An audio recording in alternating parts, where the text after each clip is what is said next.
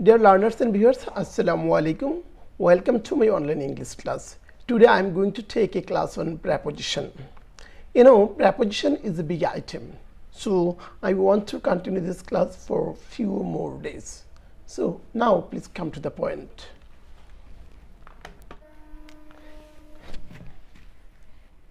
So dear learners, আমরা আজকে use of প্রেপোজিশনের মধ্যে মোস্ট ইউজড কতগুলো প্রেপোজিশনের ব্যবহার দেখব এবং প্রত্যেকটা ক্ষেত্রে আমি এদের এক্সাম্পল দেখাবো। তো আমরা চলে যাচ্ছি প্রথমে আমাদের যে মোস্ট ইউজড তিনটি প্রেপোজিশন, সেটা হচ্ছে অন, এট এবং ইনের ব্যবহারে।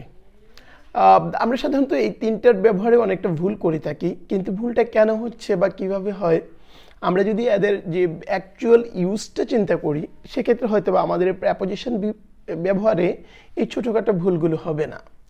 যেমন আমরা যে ডেট বা ডেজ, কোনো তারিখ বা দিন, দিন বলতে স্যাটারডে, সানডে, মানডে, টিউসডে, এই ধরনের আমার যে 7 বারের নাম, এদের পূর্বে আমরা অন বসাবো।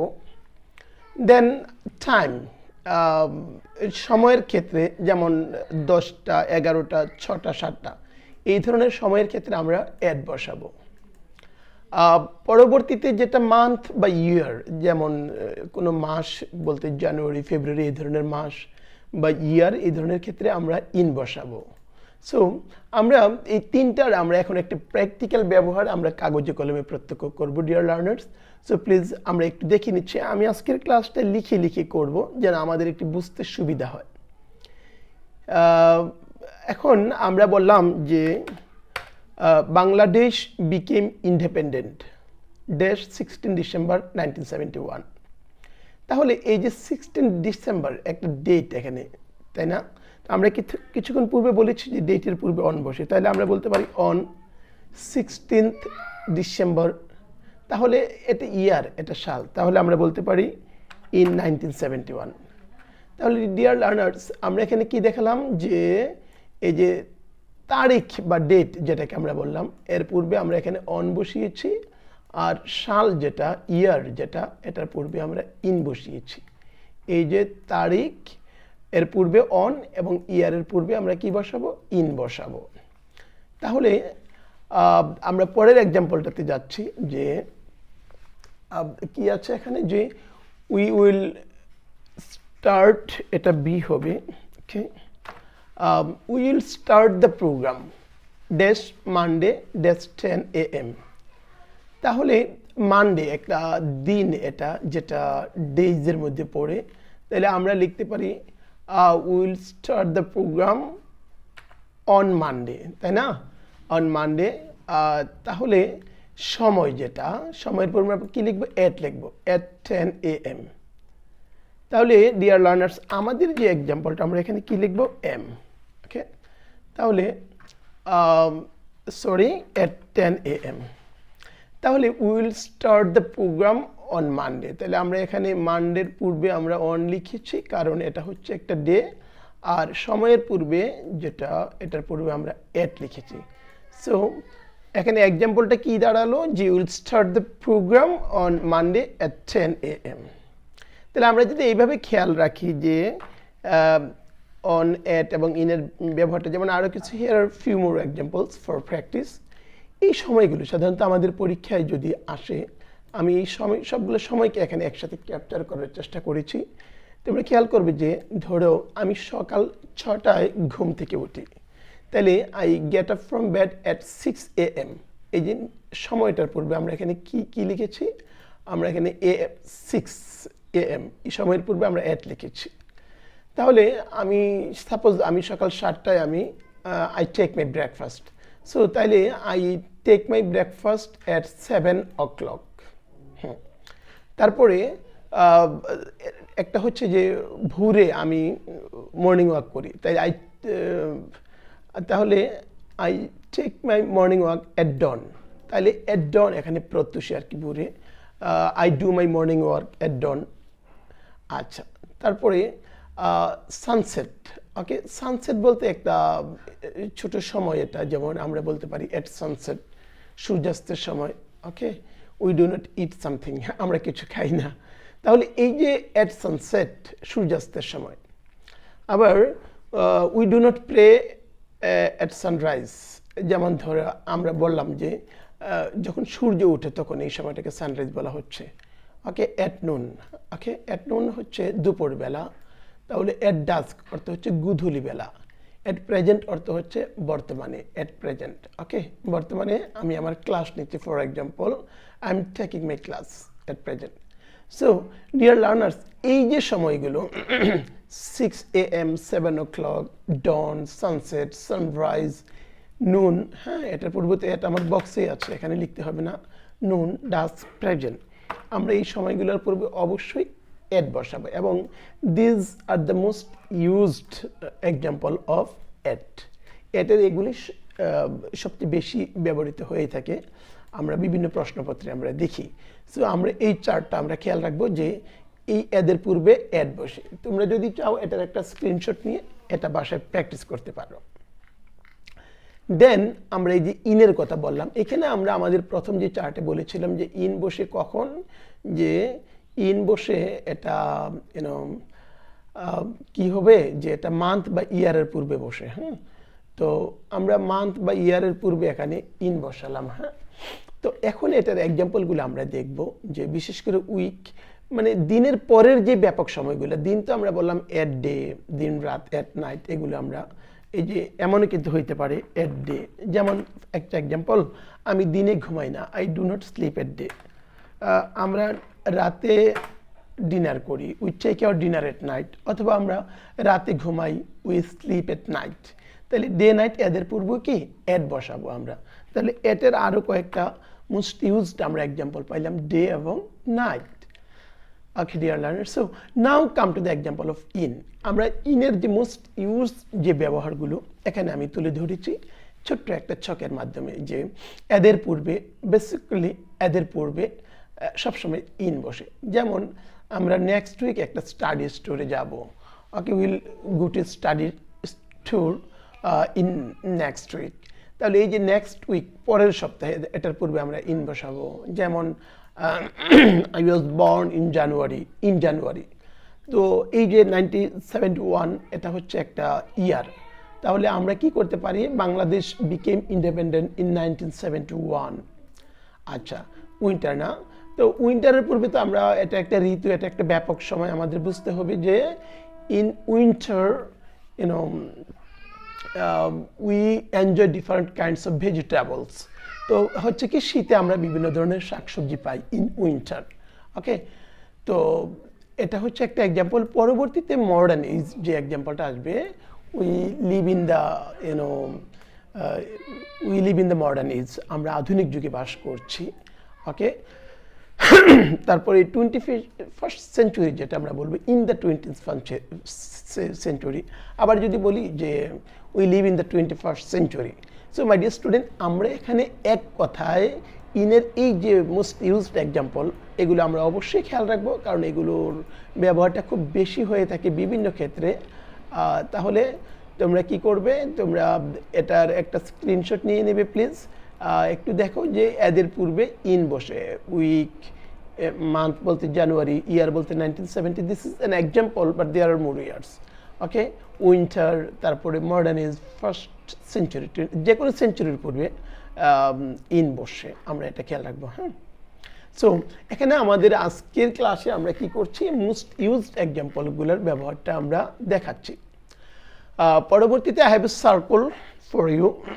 আমরা এখানে একটু খেয়াল রাখবো যে এই যে একটা সার্কেল, তো আমরা এটাকে যদি আমরা খেয়াল করি যে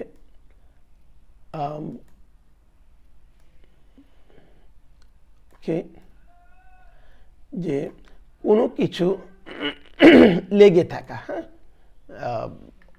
কোনো কিছু লেগে থাকলে অন বসে উপরে। হ্যাঁ, যেমন আমি বললাম যে the book is on the table.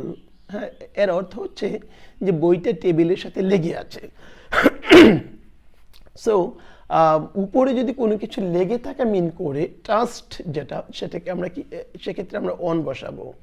হ্যাঁ, আর উপরে যদি কোনো কিছুতে গতি থাকে, ইফ দ্যার স্পিড, ওকে, এবং উপরে বোঝায় উই মাস্ট ইজ ওভার। যেমন আমরা বললাম যে the plane flies over the building, okay, বিল্ডিংয়ের উপর দিয়ে প্লেনটা উড়ে যায়। সো আবার the fan is moving over the head. So my dear student, এই ধরনের যখন গতি থাকবে আমরা কি করব, ওভার বসাবো। দেন অ্যাভাব, ওকে, অ্যাভাবটা হবে আমাদের এটা যখন কোনো মুভমেন্ট থাকবে না, okay, if there is no movement, এটা উপরে বুঝাবে, তখন কোনো গতি থাকবে না। হ্যাঁ, সেক্ষেত্রে আমরা কি করব, অ্যাভাব বসাবো। যেমন আমরা বলতে পারি example, the sky is above the head, okay, আকাশ আমাদের মাথার উপরে। এর অর্থ হচ্ছে আকাশ আমার মাথার উপরে, it is still fixed there, okay. So আমরা কোনো কিছু যখন লেগে নিচে বুঝাবে, আন্ডার বুঝাবো। যেমন the cat is under the table, okay, the cat is under the table, এই ক্ষেত্রে এমন হইতে পারে। আবার হইতে পারে যে আমি আন্ডারটা এখানে চলে এসেছে, আমি এটাকে মুছে দিচ্ছি, ওকে। সো আমরা জানি পাশে বুঝাতে বিসাইড বসে, আর উপরে যদি কোনো কিছু থাকে আমরা সবাই জানি আপ, এবং নিচে হলে ডাউন হবে। সো আমরা এই যে ভেতরে কিছু ব্যবহার আছে, ইনটু, থ্রু, অ্যাক্রস, এগুলো কিন্তু আসলে ভেতরে বোঝায়, তবে এগুলোর কিন্তু একটা ভেতরে মানে কাজটা ভেতরে হচ্ছে, ওকে। যে আমরা যে কাজটা করছি বা বুঝাতে চাচ্ছি সেটা কোনো কিছুর একটা সার্কেলের ভেতরে বা একটা গণ্ডির ভেতরে হচ্ছে। যেমন একটা এক্সাম্পল দিলে, তবে একটা জিনিস এখানে আমরা ক্লিয়ার করব, যখন কোনো গতি বুঝাবে, ভেতরে ঢুকছে বা কোনো মুভমেন্ট থাকবে, সেক্ষেত্রে কিন্তু আমরা ইনটু বসাবো। যেমন আমরা এখানে লিখতে পারি the snake entered into the pipe. আমি এন্টার্ড কথাটা লিখিনি, এন্টার্ড ইনটু দ্য পাইপ।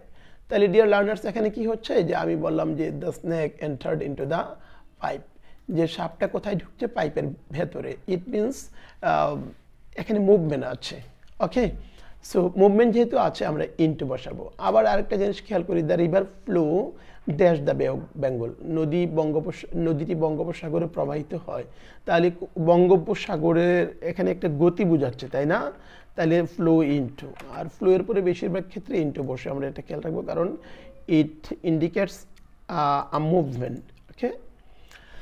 সেক্ষেত্রে আরেকটা হচ্ছে যে কোনো কিছুর মধ্য দিয়ে যাওয়া, যেমন we walked through the jungle. খেয়াল করো, এটা কিন্তু অ্যাকচুয়ালি মধ্যেই বোঝানো হচ্ছে, জঙ্গলের মধ্যে।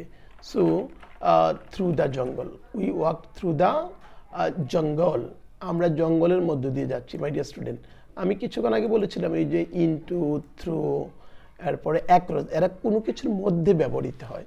সেক্ষেত্রে আমি বলেছিলাম যদি এটাতে গতি থাকে, সেক্ষেত্রে আমরা কি করব, ইনটু ইউজ করব। আর কোনো কিছুর মধ্য দিয়ে যাওয়া, সেটা অবশ্যই আমরা থ্রু ইউজ করব। যেমন we walked through the jungle. আবার যেমন ডি এর এক্সাম্পলটা আমরা খেয়াল করি, the soldiers were marching through the field, তারা মাঠের মধ্য দিয়ে সোলজাররা মার্চ করতেছিল। তাইলে আমরা কি লিখতে পারি এখানে, through the field. The soldiers, আমি প্রত্যেকটা প্রেপোজিশনকে যেগুলো আমরা এখানে ব্যবহার করেছি মার্ক করে দিচ্ছি তোমাদের সুবিধার্থে। এরপরে আমরা আরেকটা এক্সাম্পল দেখেছিলাম যে অ্যাক্রস। এখানে তো অ্যাক্রসটা হচ্ছে কি, অ্যাকচুয়ালি এটাও বোঝায় আড়াআড়ি কোনো কিছুর মধ্য দিয়ে। যেমন ধরো আমরা বললাম যে we took a ferry across the river, okay. এর অর্থ হচ্ছে আমরা নদী অতিক্রম করেছিলাম ফেরি দিয়ে, না, ফেরি দিয়ে। এই যে অ্যাক্রসটা এখানে অতিক্রম করাটা এখানে বোঝানো হচ্ছে। আবার আমি বলতে পারি, যেমন খেয়াল করো, he ran across the border, across the border. So এই যে ব্যবহারগুলো আমরা এগুলো খেয়াল রাখবো, যে তোমার বিশেষ করে we ran across the border. আচ্ছা, তাহলে যে আমরা আজকে যে এই যে ইনটু, থ্রু, অ্যাক্রস, আমরা এটা খেয়াল রাখবো যে কাজটা কোনো একটা গণ্ডির মধ্যে, যেমন ওই যে বনের মধ্য দিয়ে বললাম, এরপরে পাইপের মধ্য দিয়ে সাপটা ঢুকছে, তারপরে ওই যে নদীর মধ্য দিয়ে আমরা অতিক্রম করলাম। সো অ্যাকচুয়ালি প্রত্যেকটাই কিন্তু কি একটা একটা নির্দিষ্ট একটা কিছুর মধ্যে বোঝানো হচ্ছে, বনের মধ্যে হোক, নদীর মধ্যে হোক, আর ওই যে পাইপের মধ্যে হোক, ওকে।